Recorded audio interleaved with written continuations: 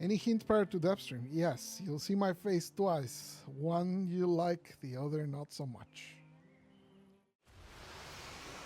Oh, Pablo, what have you done? That's what I would have said if I hadn't got the heads up from Pablo's stream. And yes, I was the one who asked the question towards the end of his stream about what to expect from the dev stream, and this was his words for it. So, without wasting any more time, let's get into it. If you're here for Warframe news, hey, check description. We have the video up as soon as it's done. So yeah, first things first. Yareli Prime Access is the next thing that's coming on May the 21st. So yes, time to stock up on your Steel Essence and your Syndicate points to get the relics day 1. If you want to know how to do it, I'll make a guide once the Prime Access drops. So, Daily Prime Access comes with 3 items, that being Yareli herself, Daikyu Prime, and Compressor Prime. I was really surprised personally because Daikyu has been reduced to a stat stick of Nikanas for healing purposes only on melee focus frames. Seeing it getting a prime, I wonder if they're actually going to increase the fire rate. That'll be really great. Anyway, that's the main thing about the early prime access being the 3 items. On to the next one, we have Kullervo's new skin, that being the postal skin. Boy, that skin looks absolutely gorgeous. I may pick it up. Personally, I didn't play much Kullervo, but yes, his playstyle does seem fun, so worth a while if you're going to spend on the next thing. Then the next thing is Isleweaver is coming in June. That's the next mainstream update that will come off on the June before TennoCon, I think. Because in May we are getting the Yareli Prime, and this is not coming with this Prime access. So what is this Isleweaver now? We are getting a new mission node in Duviri, where it's gonna be a non-drifter based theme, ideally, but we have only Warframe. So what is the thing? It has a new quest attached to it, I guess, which being the general from 1999 is moving over here now, saying, quote unquote, we took 1999 for her, so she's here to take the way from us, is what I've heard in the dev stream. If you haven't. So with this new mission node, we'll be definitely getting Pathos Clamp on Clear, and also the newest Warframe that's coming along with the update, that being Oraxia. She is the spider frame everyone has been glazing over for a while, and in every dev shot, I have to say. So yeah, as you can see if I have put up the screenshot of the event, Dominus Thrax has been kicked out of the Spiral surprisingly, and he is with us in the Dom Zone. He is going to be an event vendor for throughout the event as well as after the event when we want to exchange anything related to Oraxia from him. And this is going to be working in a very similar fashion to how Jade's mission node is present in the game right now. While also you are going to be using the same method of how Kullervo's mission was, that being where we went to the spiral, we did Kullervo's mission through Loon Story, and we ended with the Kullervo's fight. In similar fashion, we are going to get Oraxia's mission. So she's going to come with a whip and a secondary is what I've heard. And that's the thing with that. That's coming in later in June with the newest mainstream update of Warframe, that being Isleweaver. Next up, we have Citrene Deluxe, Heavy Blade Skin Insignia, along with an ephemera. Personally, I'm really impressed by the designer, I have to say, looks really gorgeous.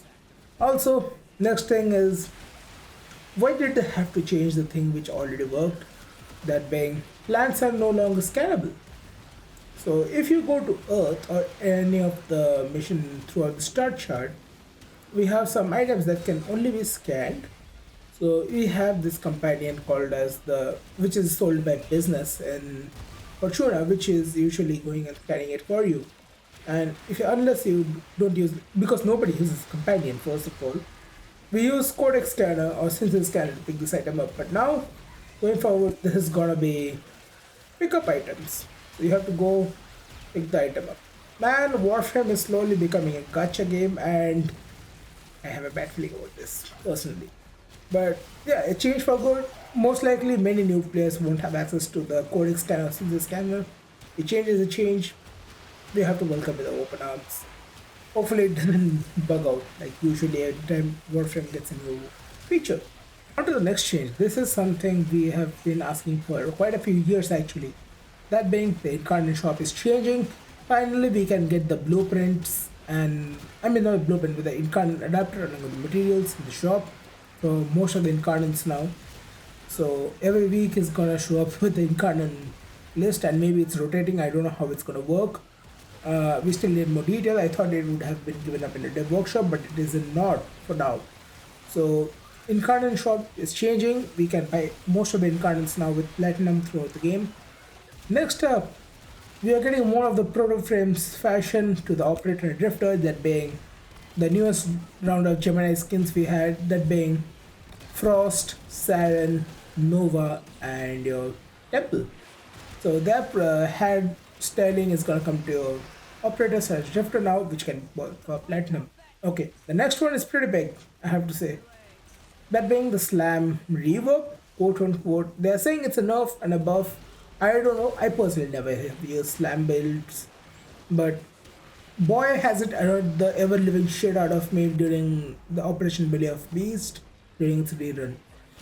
Boy, how many Zephyr can I see in a mission freaking rocking Samtos with a tornado build? Like, God save me! So, what they're gonna do is increase the minimum height for the damage stackable for your slams, and that will be the same damage as it's dealing right now. So, the minimum height is gonna be lifted up. And if you're doing like the quick spam builds, it's gonna be a heavy attack now instead of a, the big heavy attack. So you're just gonna slam the ground normally, not instead of the full heavy attack style. So that's the one big change they're doing. Second is Nira mod is getting a massive, massive dump.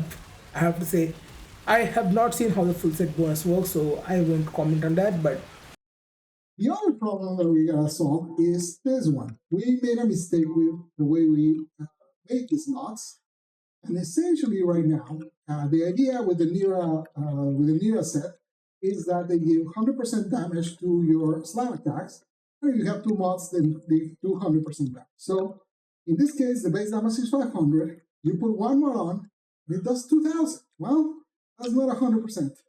And over here, you put two mods, and that does 4,500. Well, that's also not 200%.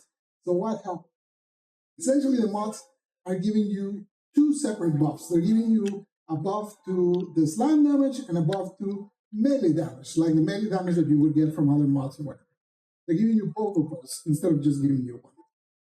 So obviously this wasn't intended, and we gotta fix it. It's not as strong as it looks here. The reason that the numbers look so big is because there's no other mods. But as soon as you start putting other mods that increase your melee damage, or some arcanes, or whatever it might be that increases your melee damage, the buff becomes smaller and a smaller proportion.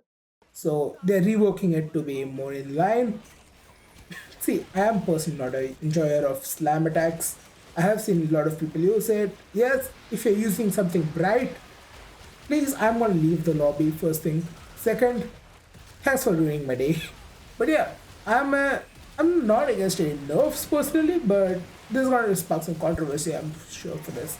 But yeah, they're still deciding on how the range of like minimum height for slams are gonna be going forward.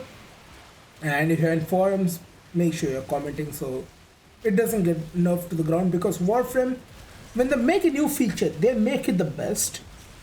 Then they nerf it to the ground that nobody even wants to use it, and I have been a victim of this in the past. Though I'm not very salty about it, I had moved on pretty quick onto a different build. Yes, build crafting is the main part of Warframe. So yeah, that took quite a while, I have to say. I didn't want it to speak so long about the slam nerfs, but yeah.